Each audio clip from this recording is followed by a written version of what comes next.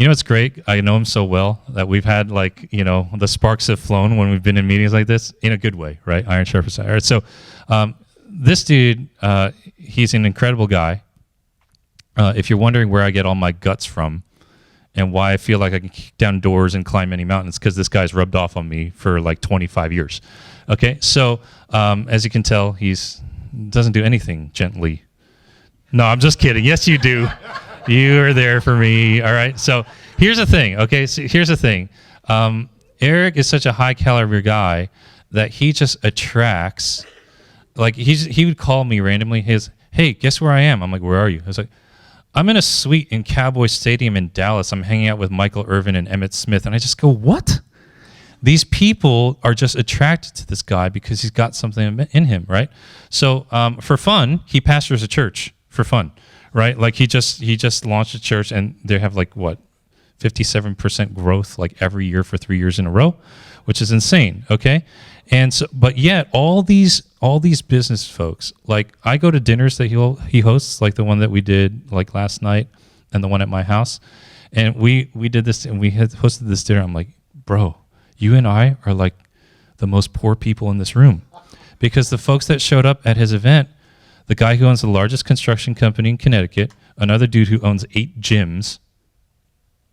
This is not a normal dude, right? So I'm like, you should coach leaders. So he started coaching leaders. So that's what we're going to talk about. Okay, so I've talked you up, man, and let's figure this out. Okay, so no, I'm not going to tear you apart. I'll be gentle. Okay, so who's the character in your coaching business? Like, who is the person you're helping? I'm helping the leader who is got a broken area in his life. In most cases, it's relational. Okay, now let's talk about this for a second. All of you who are leaders, do you ever walk up to somebody and say, hey, I'm a leader and I have a broken area in my life and it's relational? Who says no? No, right? No. Okay, so everyone's saying no. We got a bunch of leaders in this room, all right? So what do leaders want? They want authentic, courageous conversation. Anyone agree with that? Yes? We cut through all the BS, right? And you want authentic. And so that's why you've come to this, because you don't want to do the, hey, where are you from? How much do you make? What do you do? Let's like measure each other up and compete. No. But at the core level, right? At the core level, they want authenticity. What's the problem that they have? Most cases, it's trust. Trust and understanding if probably what your why the credibility or lack of credibility, like why do you get to be at the table? Okay, so trust. So we have high-level leaders that have a trust issue. Why do they have trust issues? Tell me. People always want something from them. Okay, and so, or people have burned them, or exploited them, or taken advantage of them and used them and been opportunistic. So what does that make them feel? Guarded at best, and I feel like in most cases, the relationship is, I call it the crockpot relationships. It takes time for the tough areas to actually get soft, and that happens by, I think, clear and courageous conversation. Okay, so let's dive into this a little bit, right? How does it make them feel? You will be rewarded. Your business, your influence will be rewarded if you understand how people feel, right? If you understand the internal problem. Now, what you said, they are guarded. You know what that really means? They feel alone. They're isolated. They feel like nobody understands them. This sounds crazy, but when we did these dinners together, he and I would talk after these dinners, and all these high-level leaders would come up to him and say, dude, this was so awesome. This is so great. And they didn't even have the language to explain it, but here's what we figured out.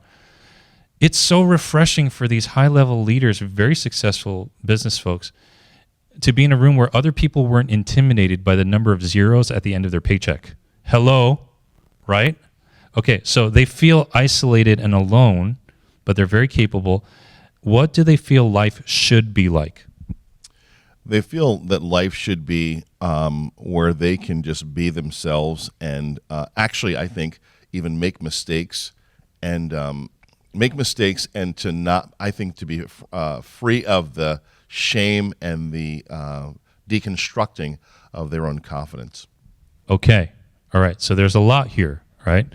They feel life should, and I want you to write that down. I want you to use the word should and shouldn't. Ought. Okay. This is language. Deserve. All the ladies, because you deserve it. Maybe it's Maybelline, right? This is powerful language. Okay. Now, they meet Eric, and he's the guide. This is where most people get it wrong. They want to say, I'm the hero. Look how many degrees I have, and look how many people, right? Like, I've been in 5 different magazines, and I'm awesome, right? But here's the subtle shift. Eric's going to communicate 2 things. Number 1, authority, and number 2, empathy. So what's the authority that you have in the coaching space? I think I'm not impressed by them. I think the authority I have is probably what I've heard is that they feel safe and refreshed. Okay, those are good feelings, but for somebody who doesn't get to meet you off the bat and they're reading ericpeoples.co, you should all check it out, website. Okay, good plug there, right? They need to know that he knows what he's talking about, right? So they need to see some logos from companies that he's consulted for or leaders he's coached. Picture of him with Michael Irvin and Emmett Smith. Okay, he didn't invite me to that one. I don't know where the invite was. No, but I'm just kidding. But here's also what's really important. Here's what folks don't know about Eric, because he doesn't want to talk about himself, right? And this is where a lot of us struggle. We don't like to talk about ourselves. You may not have known this, but when he was in corporate at Xerox, he was the top corporate salesman in the entire country for Xerox. Now, if he says a little bit of that on his bio, it doesn't have to be like, hey, this is 3 paragraphs long. Salt in a recipe for bread. Just a touch, right? Just a touch. And he has logos of companies, and he has 3 testimonials. I mean, I'll write all 3 for you if you want, because he's impacted my life so much, right? And that's just enough for people to say, wow, this guy kind of knows what he's doing. And here's what happens. All you high-level leaders, you know this. If you read that he was the top salesman in corporate for Xerox in the country for how many years in a row? Like 3 years in a row? What you would say, I would say was, this guy's a player. I need to, because he's a player. He knows exactly what that is. And I need to come talk to you. Easy, right? Because now I know I'm in the same, and he hasn't talked about how much money he's made. He hasn't talked, none of that, right? But there's a connection. Now, the empathy is where he's going to say, I know what it feels like to feel successful and alone. Ooh, okay. Write that down, all you coaches, see, right? Okay, he's going to use it, but here's the thing. You can say the same thing for your own coaching business, and it'll resonate with your audience because you're a different person than he is, right? I know what it feels like to be successful and alone. Tell me a little bit about that. Because in most cases, people are the price you actually pay to be an outlier. People aren't willing to pay it. And so the price, the sacrifices you make that pre-qualify you to have that conversation, be at the table, is what most people do. They recognize that you get them because you're not blinking at the zeros or the challenges. Okay, good stuff. Now, when in your life have you been successful and felt alone? Just give me a time in life. Every time everyone else in the room's clapping for you as you go up and get the award, you realize that they're thinking, I'm going to get you next year. Ooh, okay. Hello, Xerox, right? Do you see how that unlocked that, right? So here he's walking up, getting the big trophy and the big bonus paycheck, and everyone's like, but they're shooting lasers at you with their eyes, right? So no one's saying, hey, that's awesome, dude. I need to buy you like 10 drinks. Like, let's go out, let's hang out, let's be buddies. They're saying one thing, but they're feeling another. And he knows it. We all know it, right? Okay, so that's a great story to tell. So, but you have a plan because you've figured out how to be more authentic as a leader. And what do you do to help other leaders be more authentic? Having the conversation, I think the courageous conversation of what are they actually afraid of, what does success really look like for them, and what are the executable steps that they think they can actually do. Okay, so my name is Eric Peoples, and I have a plan for leaders that feel isolated and alone. Number 1, courageous conversations. Number 2, clarity on what you're looking to do. And number 3, a clear course for your next steps. Is that profound? No.